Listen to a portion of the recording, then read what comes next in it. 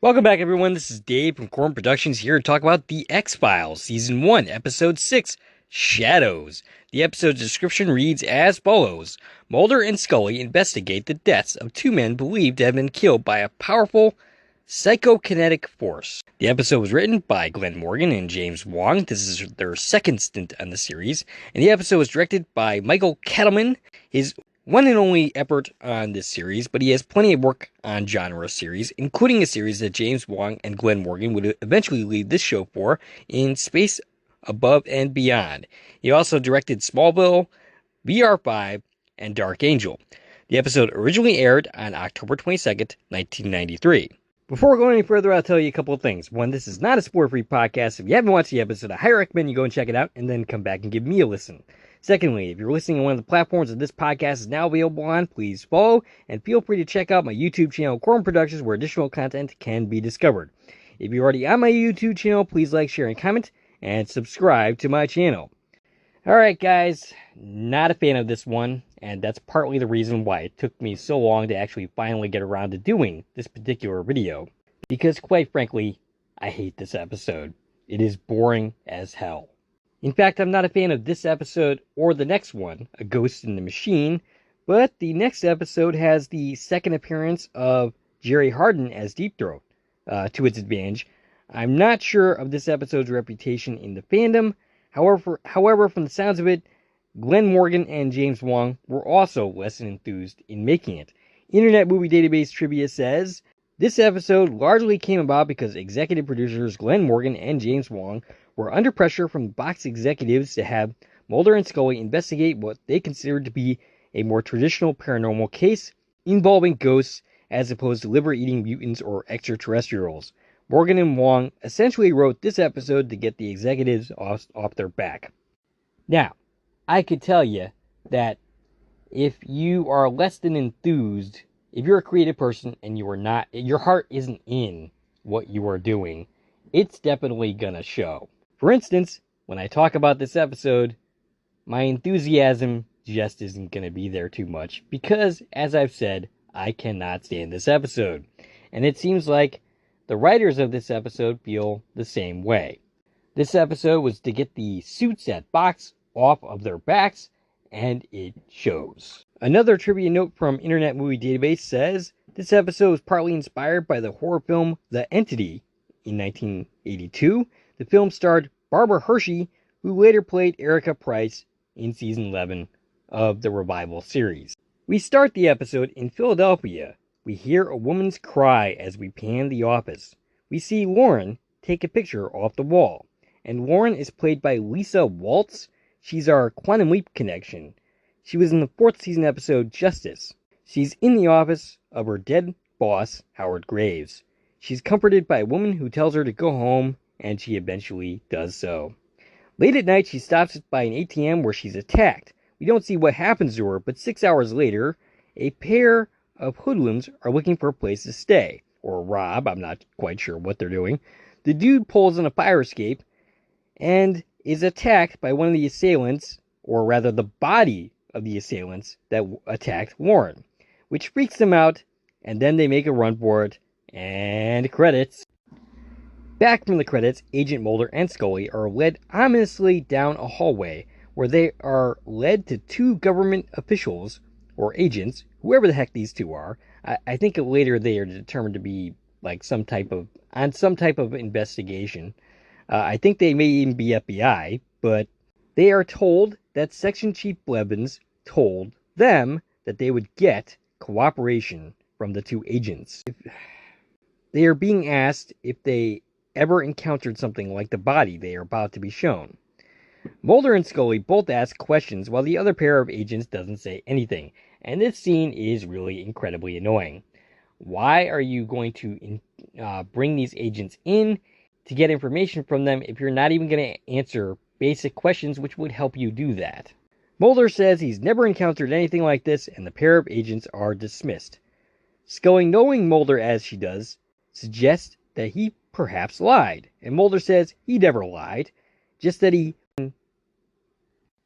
in a disinformation campaign. Hey, you know what? For now on, That's the line I'm going to use anytime anybody accuses me of lying, assuming, of course, that they are correct in that I am not telling the truth. I won't tell them that if I am in fact telling the truth. Apparently, he has a couple of X-Files that each have one of the elements of the case.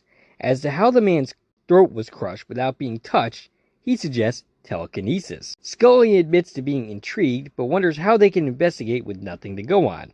And Mulder pulls out a pair of glasses and then huff and puffs on them, revealing fingerprints. That Mulder, always thinking. Back to Lauren's office, she's late and wants an appointment with the new boss. The second secretary is being mean to her, but something mysterious knocks the coffee mug over and ends up burning the secretary because she's being mean to Lauren, which draws the attention of her boss, Dorlinson.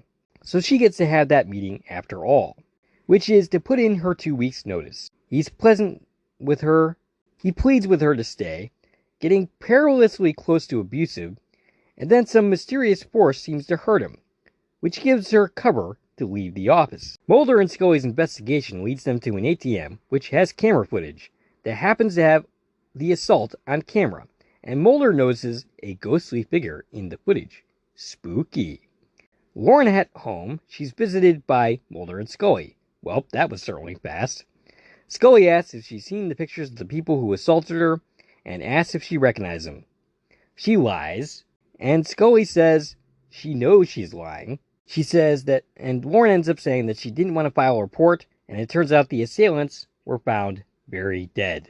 Leaving the apartment, Scully is skeptical that a woman that size could escape those two people and crush their windpipes. They get into the car, which goes out of control, nearly killing them. Oh, that Howard, what a little rascal. In the aftermath, Scully has a being at the DMV sized headache. Any of us who have, ever gone to the DMV certainly know what that is like. And I understand it can be quite fatal. Meanwhile, the car is investigated and nothing is found wrong with it. But the lights are still lighting, even though the lights are in fact off. Which Mulder suggests is a supernatural event. And Mulder thinks it's Lauren who's doing it. Scully playfully does a poltergeist reference. They're here. Scully thinks the mystery is far more mundane, and that Lauren has an accomplice. Scully is guilty of not watching her own show. The agents follow her around, and then look into Howard Graves. Wouldn't you know it, it was her boss. 3 people dead who were associated with Lauren. Well, calling the 2 dudes in the beginning associated with her is a bit of a stretch, but I see his point. They follow her to a cemetery.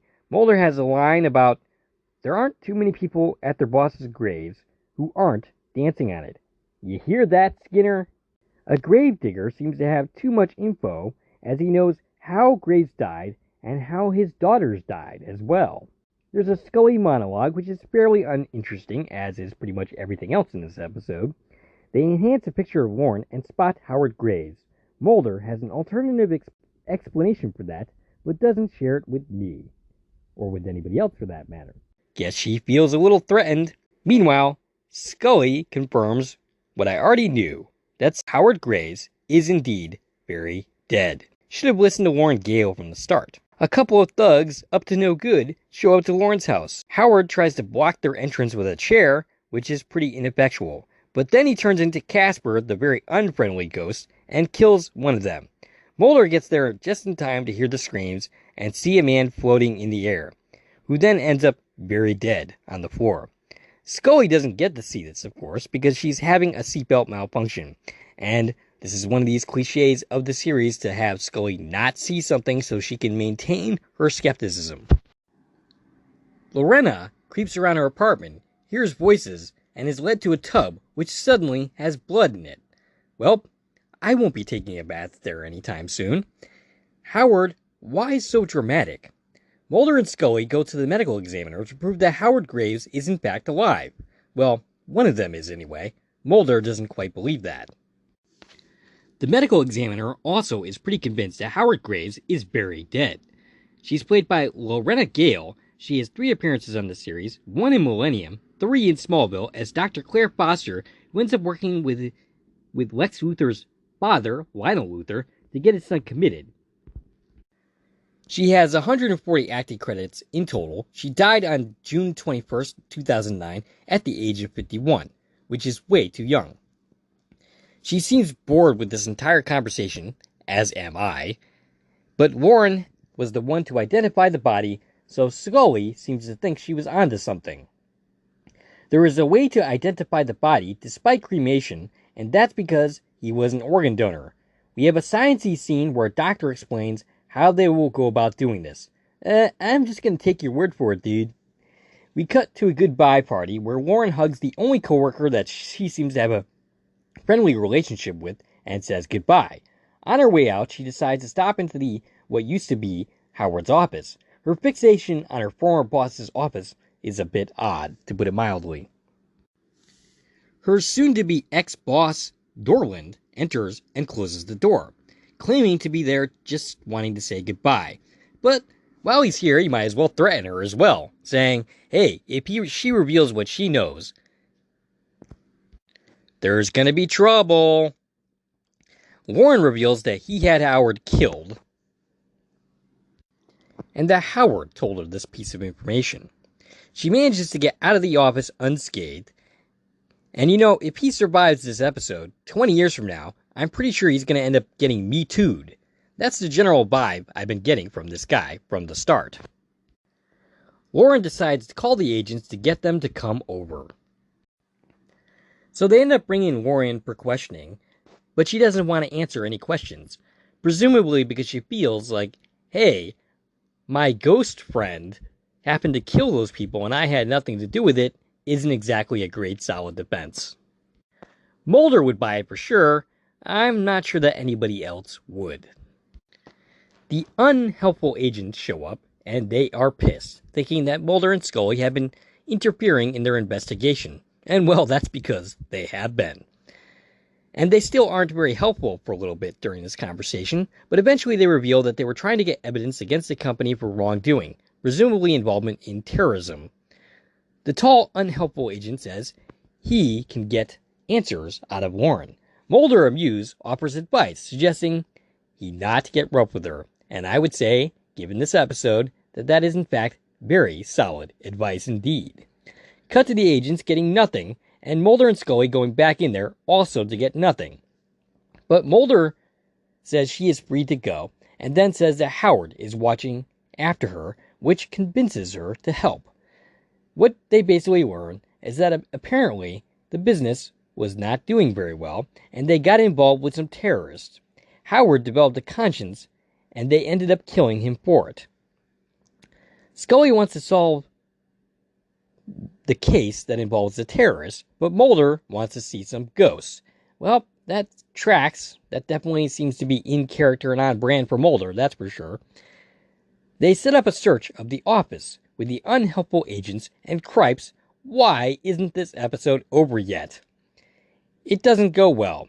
Lauren starts tearing apart the office after everybody else has given up, and ends up getting into a fight with Dorland, which activates Howard into helping them find the evidence they need, but not before choking out Dorland. Scully informs Lauren that Dorland is going down.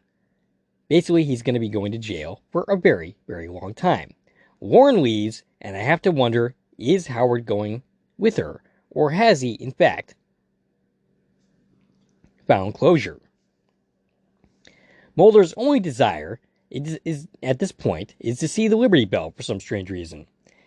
And that's it for them in this episode. Okay, that was weird and random way to end the episode for them. Lauren, meanwhile, reinforces the idea that she really doesn't get along with anybody, and that she might in fact be the worst employee ever because she's getting the same kind of treatment for another higher-up woman within the company because she did not get something to her fast enough. Lauren starts to see a coffee mug shake and thinks that Howard is about to dump coffee on this poor woman. But, as it turns out, it was just a truck driving by, and Howard had nothing to do with it. Well, Lauren, you are now free to become the worst employee ever without the worry of a ghost killing everybody around you. And that, ladies and gentlemen, is where the episode ends. Like I said, it's kind of boring. It's not a very good episode at all. There are certainly way better episodes to come in Season 1, including a couple of episodes from now with the classic episode, Ice. But before I can get to that, I have to talk about A Ghost in the Machine, which I will do sooner than I did this episode. If you like this video and want to support the channel, there are a number of ways to do so. You can follow me on Twitter at Core Productions. You can join one of my Core Productions Facebook pages. You can buy something from the Core Productions store on Zazzle.